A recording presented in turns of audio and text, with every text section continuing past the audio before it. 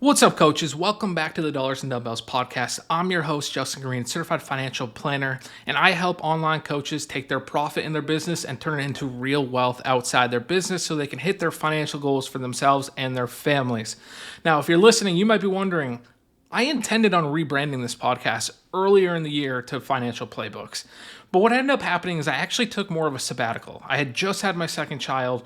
I was a little sleep deprived. I couldn't keep up with the show, so I stopped recording it. I had intentions of kind of pivoting it a bit, but then I started talking to coaches as I got back into the game a little bit, and I started recording these. And the reality is the Dollars and Dumbbells podcast is here to live. So I have an awesome conversation for you. Mike Crowson from AR Funnels. If you've seen, the black hats with the coach upside down, like great marketing, it means that coach has worked with AR Funnels, which stands for Acquisition and Retention Funnels. Conversation was awesome. Mike, you can tell clearly has a knack for educating. The way he speaks is just so crystal clear, and he has a really good way of taking really complex topics and simplifying them, making it easy to understand. So if you're a coach looking to grow your business, whether you're a new coach or an experienced coach and you want to just keep leveling up, this is going to be an awesome conversation for you to check out. So without further ado, let's dive in with Mike Crowson from AR Funnels. Mike, thanks so much for coming on. Yeah, buddy. Thanks for having me. Yeah, absolutely. I'm pretty excited. I talked to Justin Mahaley last week, and he was able to connect us. I saw he was out in Dallas recently at your recent event. So would love to just kind of kick it off and talk funnels with you. We can see where it goes from there. But, I heard funnels are dead. So tell me why we need a funnel. I guess we need to determine the definition of a funnel first. Yeah, let's do it. To say funnels are dead is a very silly statement because you talking to Justin to talk to me to get here was a form of a funnel, right? And so a funnel is nothing more than trying to get a person from point A to point B. Whether that's, hey, I'm trying to get somebody from Instagram to YouTube. I'm trying to get from an Instagram DM to a book call. I'm trying to get somebody from a book call to actually showing up to the call. Each one of these are micro funnels inside of a macro strategy to get in a bigger strategy funnel. So a funnel is nothing more than just getting a person from point A to point B. A lot of people will say funnels are dead when they're talking about a very specific type of funnel.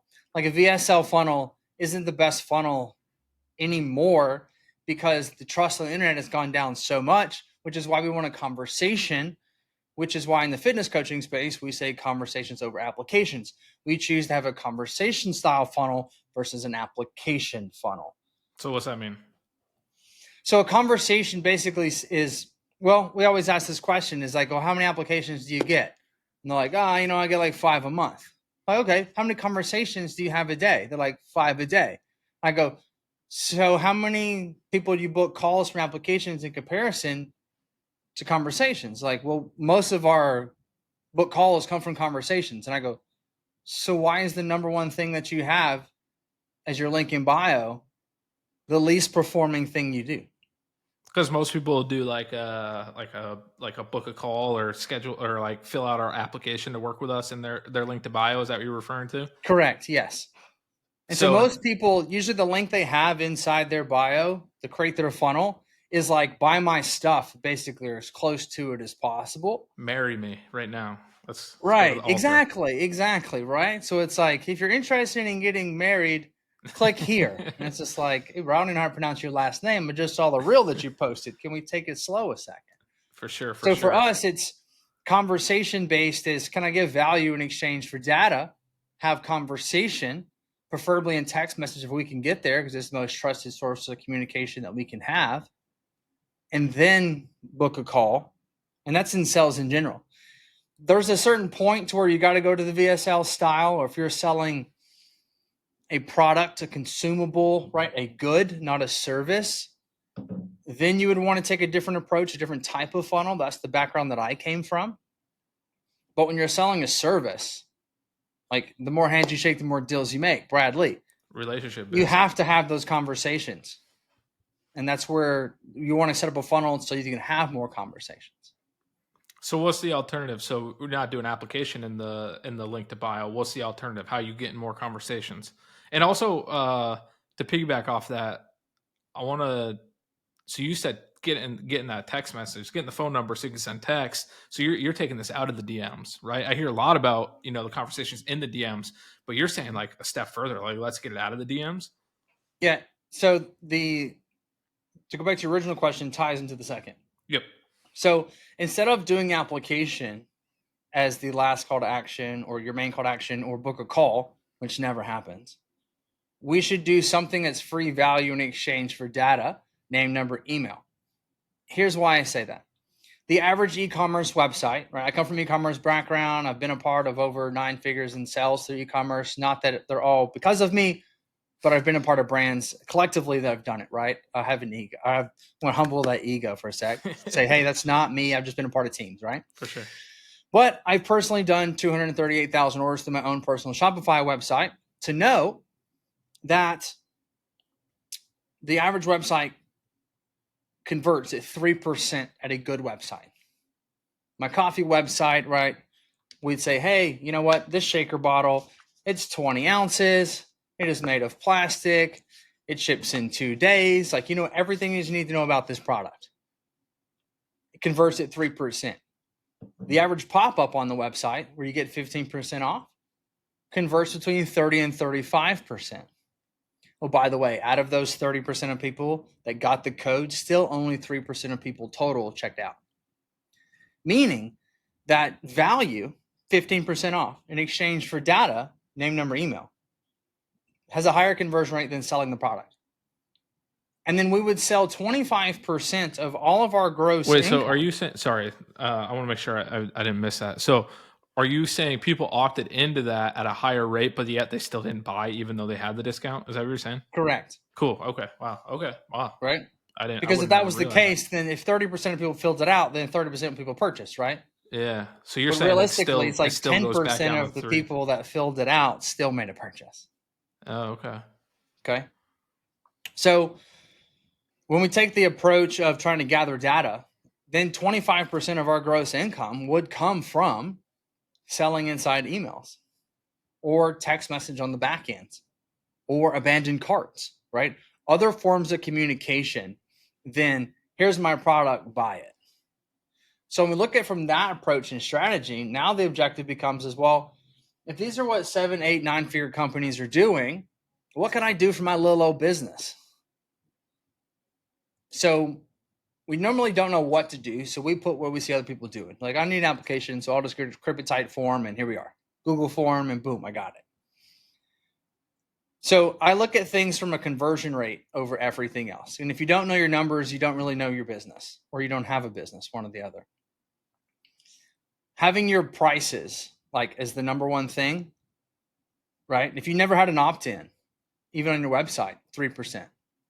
Telling people to buy your coaching, telling people to buy whatever your offers you're selling, 3% if you're good.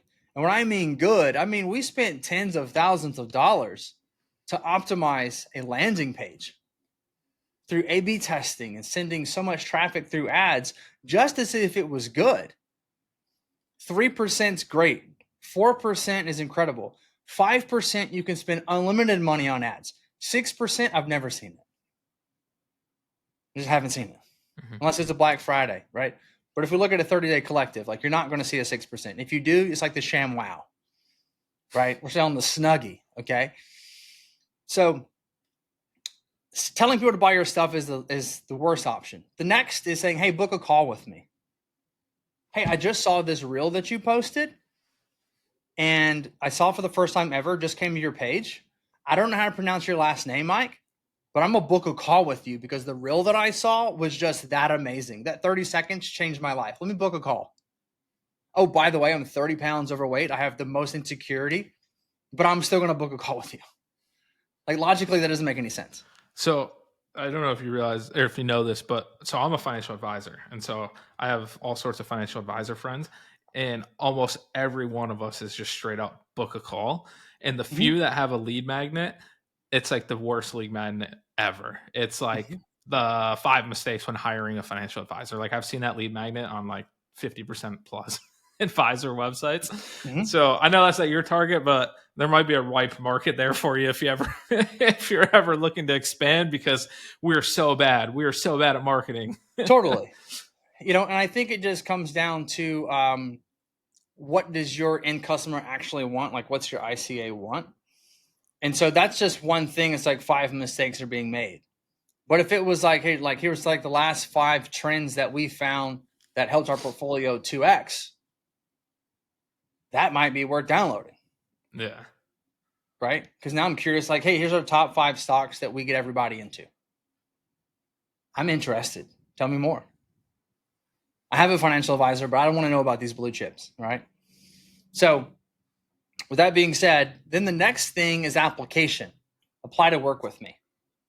Same thing applies. A little less insecurity because I'm not directly going to a call where I'm embarrassed to look inside the mirror, but I'm going to book a call with you and show up on Zoom. But I'll book an application. I'm going to tell you all my deep, dark secrets on why I suck to a stranger. The next thing would be to download something or join a group of some degree, right? This is the lead magnet approach, to where it's like, hey, join my free Facebook group to learn X, Y, and Z. Get my 7 steps to become financially free. Here's my 32 ab exercises to become Fight Club shredded. Right? Something of this nature, to where it's like, learn from me, don't buy from me, because no one's going to buy from you until they like, know, and trust you. And the only way you can do that is through educating and teaching them through copy and video content. So you go after a bigger audience, cast a bigger net versus throwing out a single line. A net actually catches no fish, right? Because they can easily swim out of the net because we have no hook in their mouth. But I can catch more fish if I cast a net than I can if I throw a line. So I would rather, and you'll get some trash, right? How many unqualified people you got coming into financial, right? You're like, bro, you don't make $100,000 a year. How are you going to invest? Right? Yeah, I get So you people all get the time. people coming They in think wanting I'm to going to help learn. them make more money, and I'm like, go talk to Mike. Like Right. that's not my thing. Not in that sense, right? Like because Mhm. I work with business owners. Like I'm not going to help you make money in your business. That's just not what I do. I'm going to help you manage Right. your money. I'm going to help you pay less taxes, organize your cash flow, start investing, invest more, etc. But yeah, I'm not here to like turn you from 3,000 a month to 10 grand a month. Yes. And that also depends on the lead magnet which you put out. If I'm wanting to work with women, but I put out how to grow your arms an inch in 6 weeks, am I going to get any women? Probably No. not. Right? So it needs to speak to your ideal client, your ICA. Right? So for example, if you created a lead magnet was like the 7 best conversations I've ever had on a golf course, who are you targeting? People that play golf. And if they got golf, then they probably have a decent amount of money. Right? If they're in the financial world, right? You see where I'm going at. You can paint the picture through the lead magnet targeting your ideal avatar. And so that becomes very important because the header and the title is the most important piece. It's 80% of it. What you deliver is important, but it can be amazing. But if you have a terrible title, you're going to get 0 people in. You're going to be like, my lead magnet sucks. And it's like, no, your title sucks. Great example. There was a book that was published many years ago. I don't know the names. I just know the final name. The book title was something that was like explaining like the human anatomy or something like this. An amazing book from inside the cover to cover. It sold 2,000 copies. Somebody came in, bought the rights to the book, changed only the title, and they sold 2 million copies in the first like X amount of months. They changed the title to How to Please a Woman Every Single Time. That'll do it. Sexy title sells. The content didn't change. You can give out the best lead magnet. And this is the problem. There are amazing people in this world who just don't know how to get their message out there correctly. You can be the best coach. You can be the smartest financial advisor. I mean, how many great products actually never make it to market because the way they're describing it or what they call it just isn't sexy. It just doesn't hit the mark. I totally agree. Honestly, there's like a lot of I actually find there's this weird dilemma where like some of the best coaches are terrible at marketing, so nobody knows who they are. And then on the flip side, some of the coaches that are the best at marketing are kind of shitty coaches. Mm-hmm. You've probably seen that, right? I have seen that. And we try to pick through some of that stuff as well, because like we don't help people sell information, because usually information is where people worry about scale more so than quality of service. So we want to help people with service, not necessarily sell information. Or so So like you're saying like sell coaching rather than like sell like a courses. course? Yeah. Okay. Yeah. Now we would rather you have a course that goes along with your coaching and service, but we don't help people scale, buy my $6,000 course but never talk to anybody. All right, fun fact, like 30% of people finish a course they purchase. I saw it was like 3% recently. Yeah, Like it terribly low. might have changed. It's very, Like, very low. yeah, I heard it. Yeah, I saw like a very low number. I like just saw that recently. I couldn't tell you if it was legit or not, but it was saying 3%. It's so low. And so for me, like we pride ourselves on product. And so we have to figure out how we do product adoption, like how do we get people to use what it is they purchased. It's just so important. Otherwise, you're just going to create a bad reputation for yourself, because no one goes, I suck, I'm the problem, it was me, I didn't watch the course. They go, your product sucks. They're like, but you didn't do anything. It's like 0-star review. It's like you can't argue with somebody like that, because context is irrelevant when it comes to the internet, right?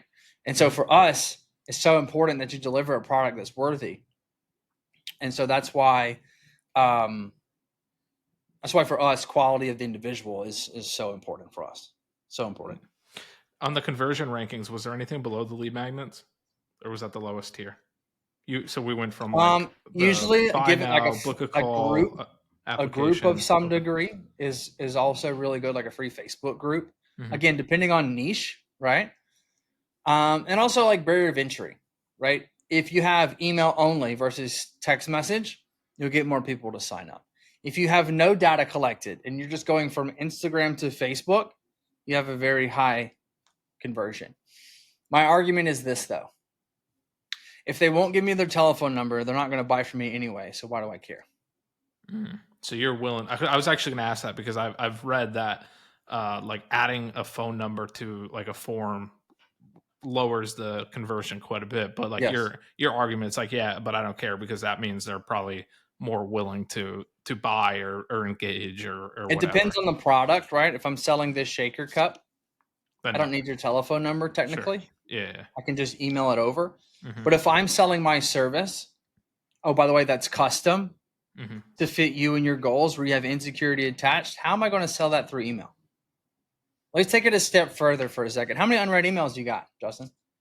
Oh no, I'm like very ADD about that, so it's like 3. My wife actually just today, I was like, "You have 106." The little red bubble that pops up on Oh, your yeah. iPhone. It's like 168. She's a nurse, so she's like not an email person. I was Oh, like, you mean "You she's a normal person, not a business owner who relies on sales where attention to notifications is right? important? Yeah, exactly." Okay. So I saw 168 in the bubble, and I was just like, like that drives me nuts, right? Like you've got to deal with Yeah. that. So you also know she's below the average person too, right? Like it's higher than that. You mean? The average person has a minimum like 690, I'm having heart palpitations. right? Oof. So here's the great thing about this, right? Hear me out. Would you consider yourself to be like hardworking, dedicated, motivated, disciplined? No, I'm a lazy bum. Yeah, no, I'm good. Right? So now I talk to coaches, right? And it's like, all right, so you're in great shape, right? You're a business owner, which means you're dedicated, you're driven, motivated. You follow a meal plan, at least track your macros. You just got discipline, right? You're striving for more always, which is why you even become a client. You want more for yourself, right? We might be content, but we're not complacent, right? Mhm. Beautiful place to be. Striving.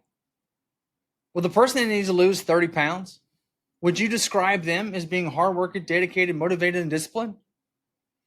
You have 10,000 unread emails, but you think they are going to respond to all of your emails because you're that special?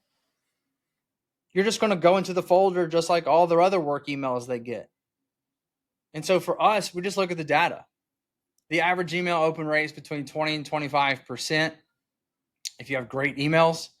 And then you have a 2% click rate, which means they could accidentally click it, they could respond, they could just see what it is, etc. 2%, that's 2 out of 100 people click on an email.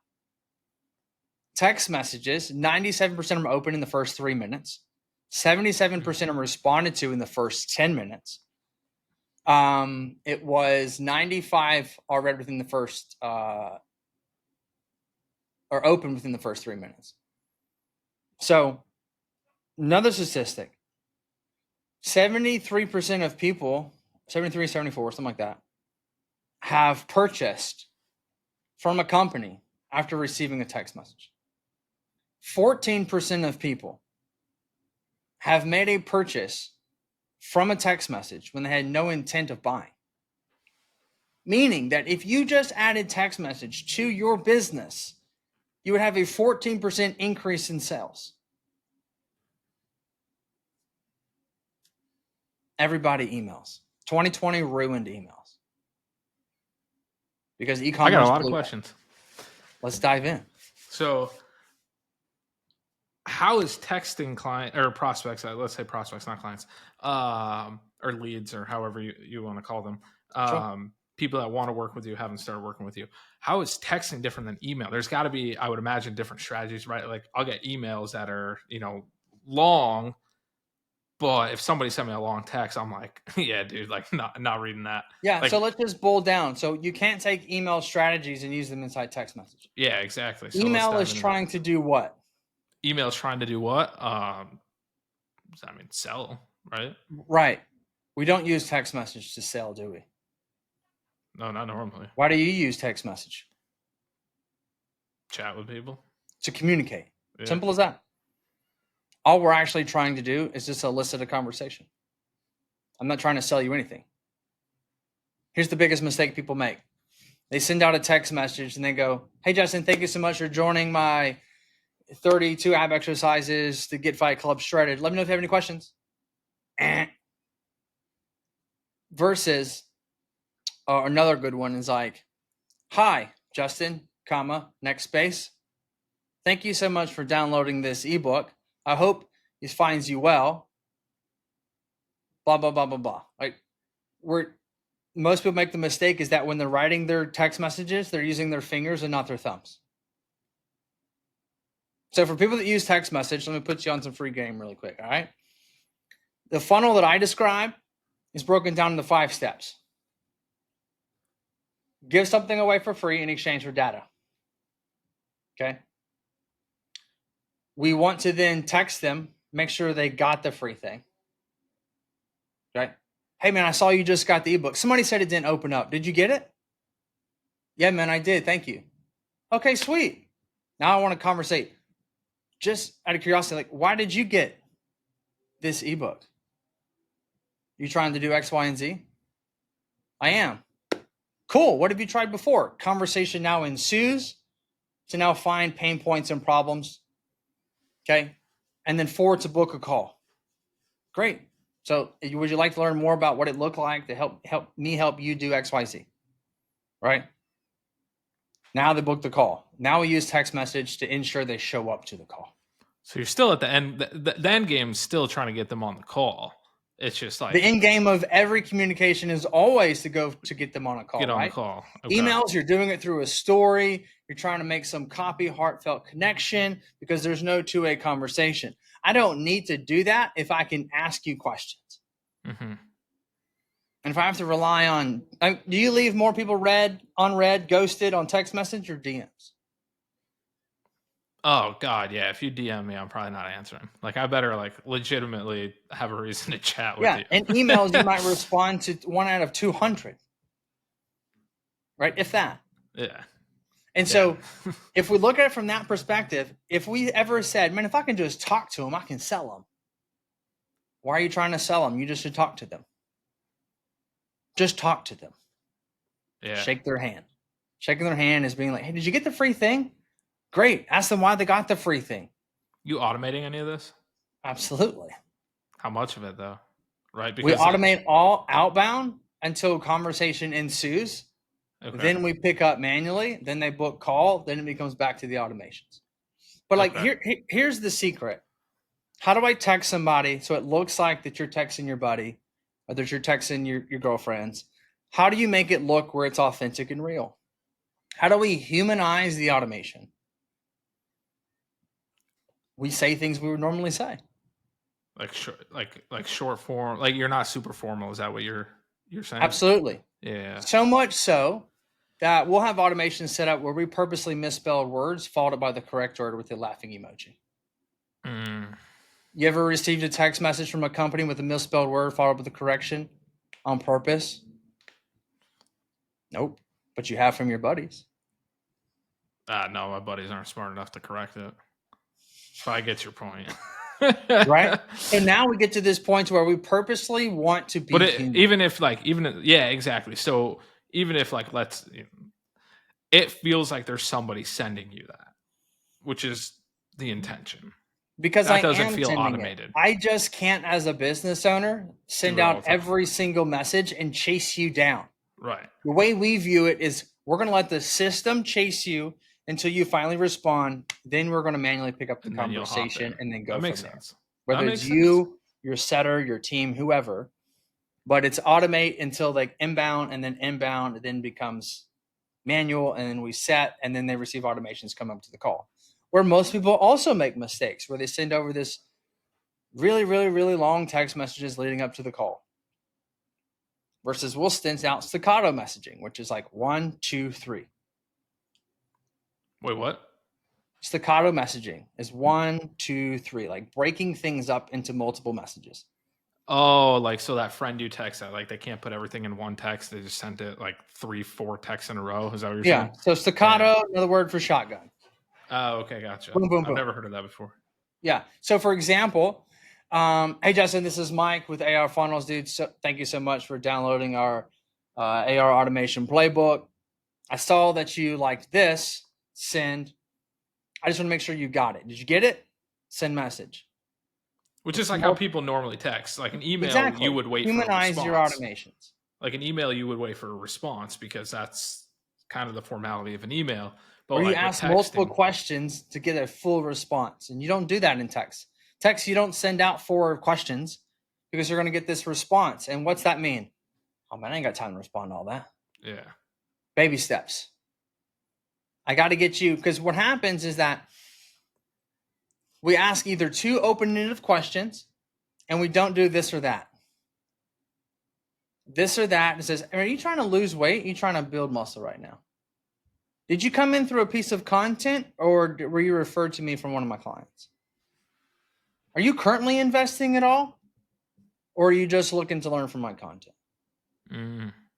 It's just this or that. So this is where I got this from. So that's really good. That's really good. Like I don't want people listening to just kind of hop over that. Like that's you always hear the don't ask don't ask yes or no, right? Because you're just gonna get no. So you don't want yes or no. You want this or that. Right. And so everyone says, all right, open-ended question. But like then that makes them think too much. Open-ended's too much. Yeah. Yeah. I mean, think about it like this. Good. Hey, Justin, man, what's your goal? Financial? Family? Spiritual? What are we talking? Right? So it's like if we can get more narrow, then we can point them down the path we want them to go, and we can keep guardrails on the conversation. So when we would send out a new follower message to every single person that used to follow my coffee company online, we would say, hey, what's going on, Justin? Thank you so much for the follow. Appreciate the love and support. Send. Third message, just got to ask as a fellow coffee lover, do you prefer black or a little bit of cream? I like cream. Same. I just don't understand people that drink black coffee. It's crazy. That's me. Send. Do you prefer light roast or dark roast? I'll just ask you. You prefer light roast or dark roast? I am a light roast. Black. Light roast. Don't put cream in my coffee. Don't you dare. Totally. All right. So we like it light, high caffeine. Light roast, high caffeine, not too bitter. Love it. Then we'll send another question. Like, do you prefer flavored coffee or non-flavored coffee? Non-flavored. Non-flavored. Man, I've got 2 bags I think would be amazing for you. We've got the Morning Y'all is a nice nutty flavor. Light roast is called the breakfast blend. I think you'd absolutely love it. This other one I have, it's a light roast. It's a Colombian blend. People love it for it's got a little higher caffeine. You can find those on the website here. So because I asked you these questions, I pointed you down a path. Because if you said dark roast, I'd have said you need the workflow. And we also have this espresso blend. It's got a nice Italian punch to it. I think you'd like both of those. Oh, you like flavored coffee? We've got the messy bun. It's actually our best seller. It's a hazelnut cinnamon blend. If you like hazelnut, we also have this Doctor's Orders, which is a really nice vanilla hazelnut. That's also our second best seller. But based on the this or that, we point them in the direction we want them to go. And so now you point them in the direction to your product or your service or the booked call based on how they answer. And that's what appointment setting is. This or that, this or that, this or that. Why? Lean into that why, leverage the call. I got to ask because I feel like most fitness online health and fitness coaches are on Instagram. Like that would be their main social marketing platform. Would you agree? Is that Yeah, I would say 99% of people find the most success through there. okay? TikTok is hard because it's the different buyer mindset. Yeah. And then YouTube obviously is really great as well, but most people don't get to YouTube unless you just crush it there organically or you send traffic to there to consume longer form content because it takes 7 hours of content before somebody buys from you typically. Okay. Ooh. No, I don't want to get distracted. Okay. So had another question. Yeah, Instagram. All right. So with Instagram having the DM feature, and I'm just thinking through this in my brain, and with ManyChat now doing all the automations on Instagram and stuff. How does that play into like? So is that like step one before getting their phone number so you can text them, or are you trying to just bypass that completely? I just feel like that would be the easiest path to a conversation with prospects. So I'm just curious on that. So we take DMs with like DM is where we begin. And then through the DMs, then we try to get the text. So like DMs, you're trying to get them to get the lead magnet per se, give you get the data, lead magnet, and then you're moving it to text. And or this or that, and then leading to text message. Okay, gotcha. Okay. All right, I'm gonna get distracted by the other one. So the YouTube, you said takes 7 hours to get a customer. Is that what you said? On average, 7 hours of consuming content. So what's it take on Instagram? That's not YouTube. That's just a statement in general. 7 hours. Oh, okay, gotcha. All right, so then why do you think more people don't go to YouTube then? You could get to that number quicker. It's very hard. Yeah, it's very hard. I know. I'm trying it right now. It's easy to make it. It's hard. First of all, let's say it's easy, right? It's simple. It's not easy to make content for Instagram. Yeah. Right? We're going to chop this up. We're going to put this on Instagram because we're being the content instead of creating the content, right? Big difference there. In YouTube, you can't be the content. You have to create the content and you got to speak to it for 15, 30 minutes, explaining a process, then editing that process. So it's a much longer process and takes a little bit more time, energy, and effort. But at the same time, your lead magnet can also just be sending people to your YouTube to then consume something in a bigger and deeper way. And then you can have like, hey, get my free macro calculator below. They enter in their information, name, number, email, boom. Right? So depending on how complex the thing is, or if you describing your SIN or who you help and how you help them or a bigger picture thing, right? So what I sell is hard, right? Like CRMs aren't sexy, right? I don't know. I feel like go high level has kind of made it sexy. I feel like they just blew up.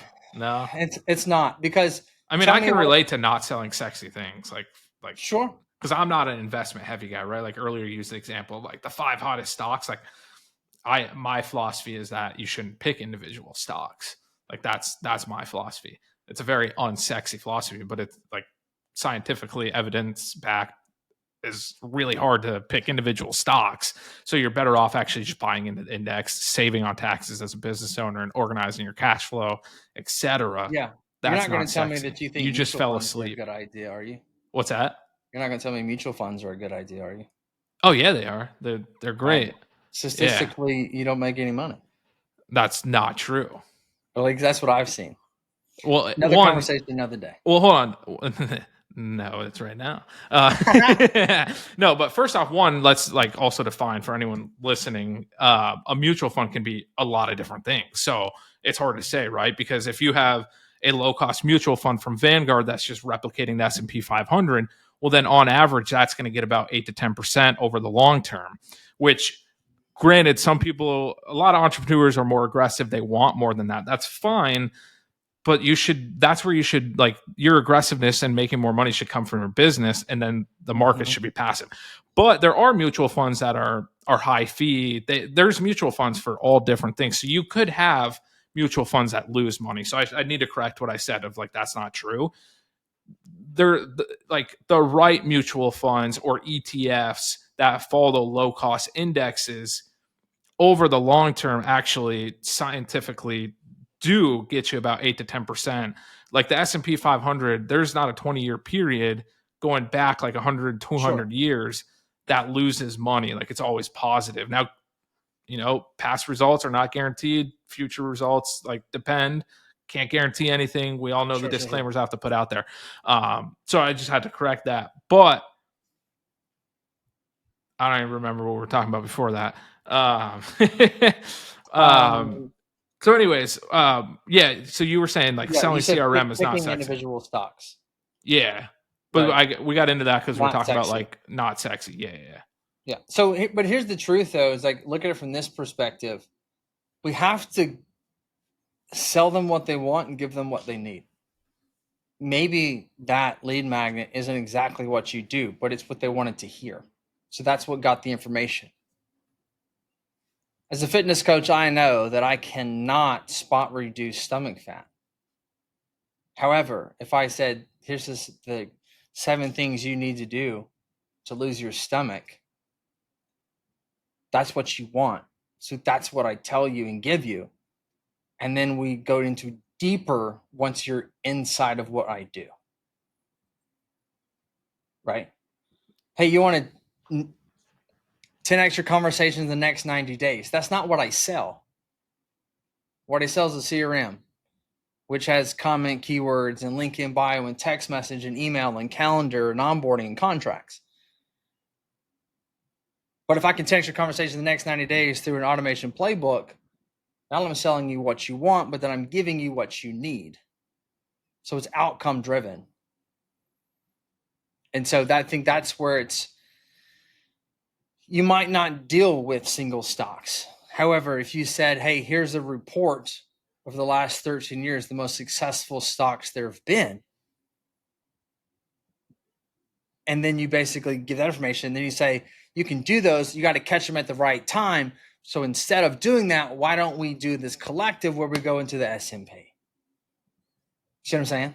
Mm-hmm. Yeah. It's not a bait and switch from that terminology, but it is this is what you wanted to hear because this caught your attention, but this is what we actually do.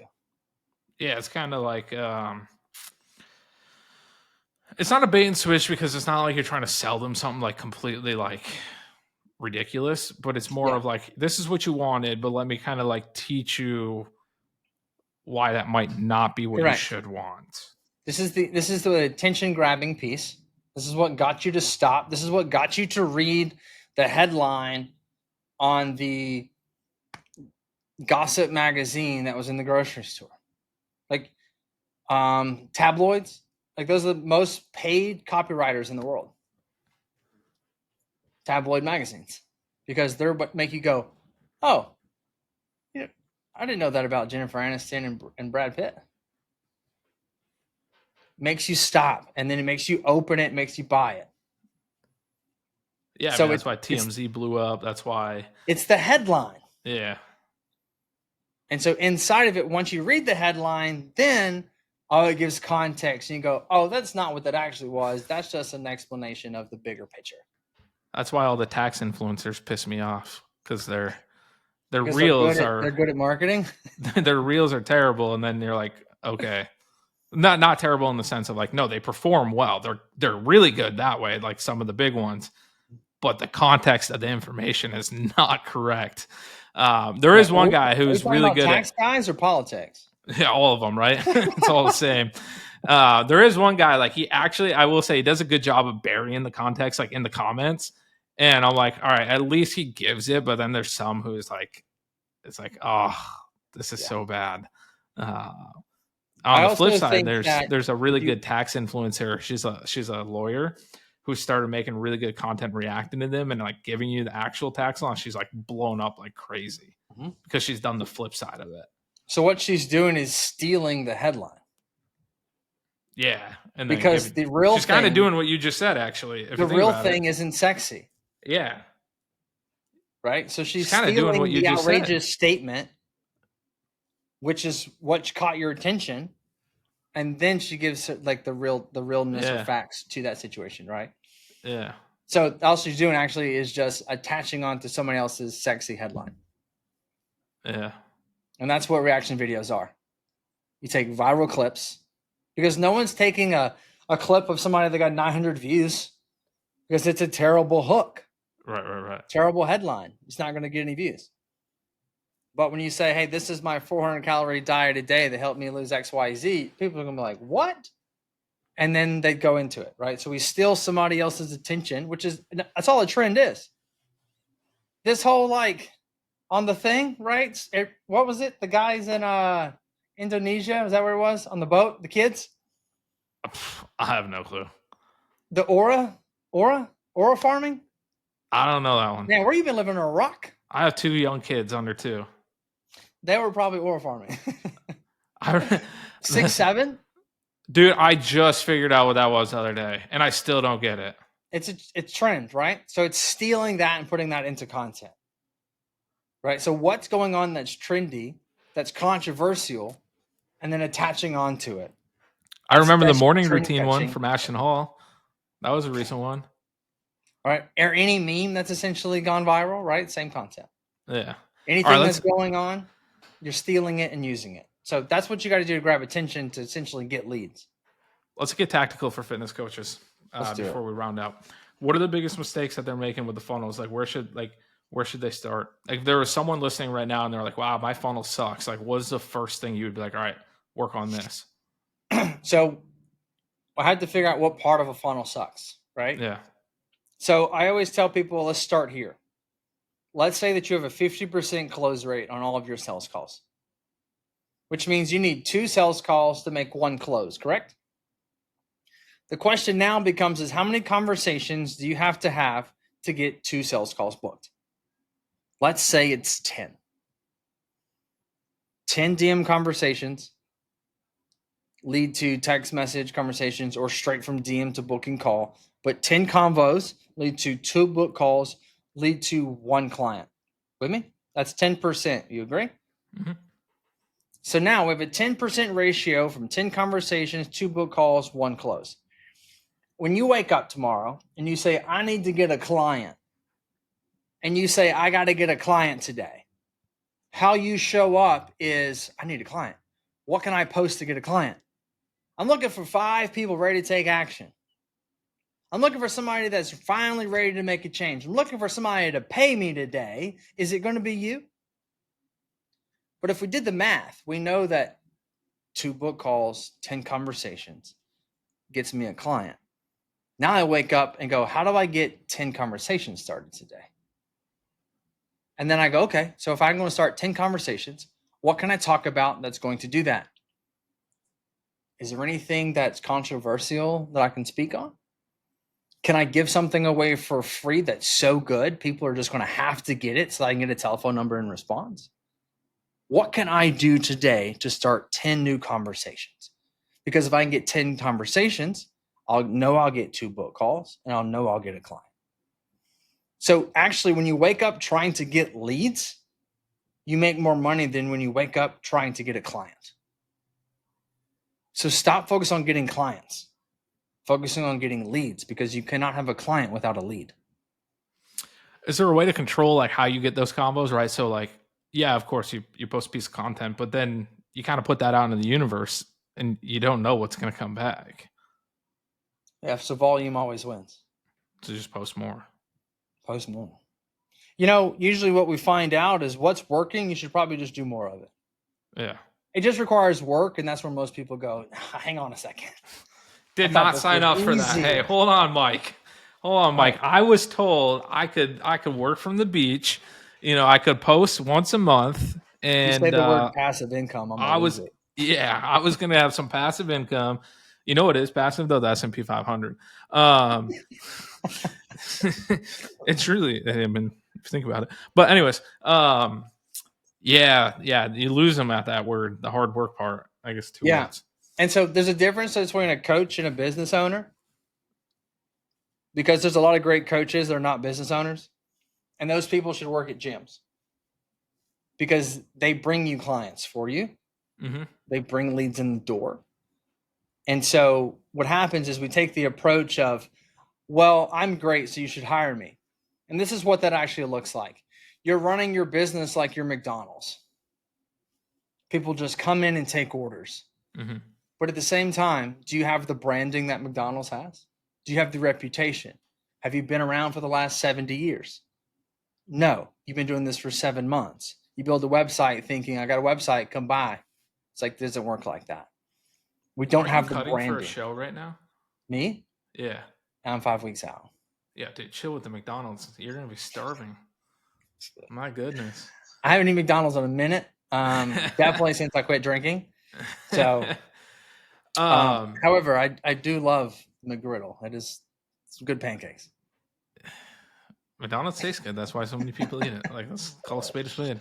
So that's what's needed to first off fix the funnel, is that we have to, one, how to have more conversations. What content can you create? What polls can you do? What can you do to create conversation? Putting something up, like I put up the other day, right? Great example. They're like, how do I turn story views into conversations? And I took a sip of my Monster and I was like, somebody's going to hate me for this, but there is nothing worse than peanut butter on a PB&J. People put gobs of that gross fat on top of it. I mean, it's PB&J. J's last. They save the best for last. Jelly is king. And you're going to give me your 2 cents on that statement. And the more 2 cents that you collect, the richer you become. So you're just gonna be like, so somebody's gonna comment and be like, "Oh, that's stupid," or like, "Dude, I totally agree. Like, I'm only here for the jelly." My 2-year-old daughter would agree with you. She throws that peanut butter to the side every time. And then you're gonna be like, "All right, dude. Like, what's your goals?" Not, And obviously not, not like that, but like, you know yes. what I'm saying. But Like, you're the gonna idea turn is that that we can't stupid ever like, ask the goal if there's no conversation and bond created, because somebody else right, goes, dude, same. yeah. This is where like personal content, like a lot of people like say to show your personal side because that also leads to conversations. Like people comment more on my non-finance content than anything. Of course. It's because it has to do with you, not with your business. No one cares about your business. And no one's going to buy from you through your business. They're going to buy you. Yeah. People pay for proximity, not the product. And we're in a day and age to where if there's not a face to the company, more than likely it's not going to get purchased. Yeah, that personal brand comes before that corporate brand, for lack of a better word, I Yeah. guess. I mean, we can talk about all we want through influencers, but they have what shifted and moved this world. Yeah. Gary Vee, influencer. Michael Jordan, influencer. Kobe Bryant, influencer. Sammy Sosa, influencer. Oh, that was one you just pulled out of your back pocket. I saw a video the other day, and it was like the 90 era, the roided era. But it's like Yeah. all these people, everybody is an influencer for good or bad, right? Kim Kardashian, say what you want. She influences and has people make decisions, whether she gets people to buy a product or not buy a product because her name is attached to it. It is the brand's discretion on if they want to use a person like that or not. And so you are the face of your brand. There are not many things that you're going to be able to build and scale in this world that do not have a face connected to it. Software is about the only thing that is irrelevant to having a brand. But even then, for you to get in the door, somebody's got to be the president and the face of that company to have those meetings. And so every sales call you have, you are influencing a person to make a decision, whether that is a hard close, whether that is a long-term selling to a firm, trying to get somebody to essentially purchase your product. The salesperson becomes the influencer. And the better personal connection that you can have, the better. And the bigger audience that you have, the easier sales become, because audience equals authority. If you have 17 posts in your private, I don't really trust you. That's just the way it goes. Yeah, that's an unfortunate reality. Like, you can hate it all you want if you're someone, right? But an audience does, like, in my world, I do sometimes hate it because I'll see people and I'm like, man, they like have no clue what they're talking about, but they got 100,000 followers, so people are going to listen to them. Like, what they say holds more weight than the person. Like, for example, for me, like me with a couple, like 1,000 followers, like whether I'm right or wrong, or it doesn't matter. Like, what they Yep. say That's why I preach to my has coaches more. all the time. Like, the better you look, the more money you make. Like, you're living the lifestyle. You're influencing people in a deeper way subconsciously. When a person that is fit walks into the room, they command more respect subconsciously than the person that's not. That has nothing to do with I disrespect somebody else less. It's you have a common respect for a human being, and then I have respect for the dedication of the individual that just walked in the door. Yeah, it signals something, and we're human, so we, It's whether just we like it's it or just not, we human do nature. make judgments. Yeah, it's not like a bad thing. It's just we do. Our brains are wired, survival, and we're gonna make. And you don't have time to get it wrong, because you might not have a second chance to convince Mike that Yeah, you're a first legitimate impression. coach or whatever it is, right? That's why when I first reached out to you, you're like, yo, send me your Instagram. I want to see what you look like. I was like, well, dude, hold on. Like, I'm not jacked. Like just like let that slide. I work with fitness coaches. I'm always the smallest person on the calls. It's kind of humbling, but Mike, I appreciate you coming on. Let everyone know, where can they find you, learn more. I love your content. That's why I wanted to connect I with you, learn appreciate you, more man. about funnels. To your point, like personal branding, right? Like I don't use Go High Level. I don't, in the advisor space. It's not really compliant, so like nobody really uses it in my Yeah, in my world. But I know a lot of fitness coaches use it. But like I know nothing about Go High Level, but I see yeah, your content. I see you. I see what you're doing, and honestly, I love the hats. Those hats jump out. I don't know what it is about those damn hats, but that thing like jumps off. Like, I see those all the time, and I'm like, oh, what was that? For a long time, I had no clue what it was till I figured it yeah. out. It's our branding. You can find me on Instagram, Mike_Crowson. But I appreciate that, man. And for what we are, we're GHL experts. Company's called AR Funnel, Acquisition Retention Funnel, and a lot of fitness coaches use GHL, good and bad.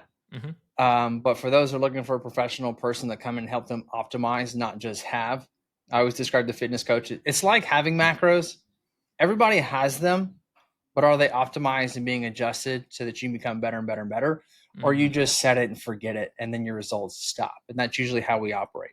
And I can say that we're GHL experts because we've received a plaque from GHL. I've spoken on their stage 2 times as an agency owner. So I want to hang my hat on that. That's my Mr. Olympia. I'm very proud of that because that's That's a big awesome. deal. And That's there's a impressive. million users, and I'm one of the guys that got to speak on stage 4 weeks ago. So